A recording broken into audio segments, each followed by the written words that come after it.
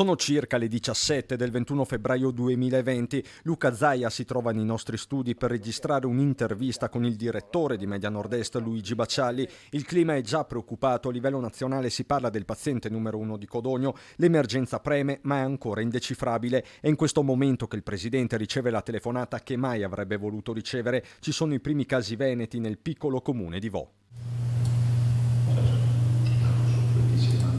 Dalla nostra sede di San Biagio di Callalta, Zaia si muove verso Padova, dove in serata all'ospedale di Schiavonia muore il 77enne Adriano Trevisan. È lui la prima vittima in Italia causata dal Covid. È qui che il presidente adotta misure drastiche. Quella sera vengono decise 3 cose fondamentali: tamponi a Vo, chiudere Schiavonia e poi mettere le tende riscaldate al di fuori degli ospedali.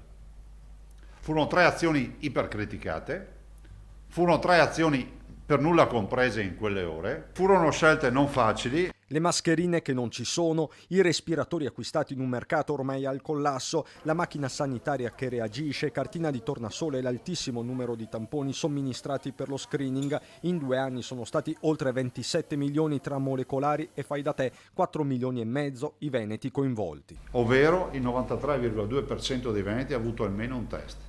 L'estate 2020 che arriva, la calma apparente prima della nuova tempesta e nella seconda ondata che le terapie intensive raggiungono il picco. Il giorno con più ricoverati, eccolo qui, è stato il 3 gennaio 2021. Avevamo pensato in ospedale quasi 4.000 persone.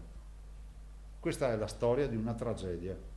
4.000 persone in ospedale. Il giorno dopo, il 4 gennaio, il bollettino segna il record di vittime, 122 in 24 ore, ma c'è già la speranza del vaccino, la cui somministrazione era iniziata ufficialmente una settimana prima, il 27 dicembre. Arriva il primo raggio di sole e iniziano le vaccinazioni, inizia quella campagna che oggi ci porta a oltre 10 milioni e 700 mila inoculazioni eseguite. A 2 anni da Vo, il Veneto fissa un bilancio di oltre 1.300.000 persone rimaste contagiate, 13.726 i decessi. Tu non ti candidi per gestire una cosa del genere.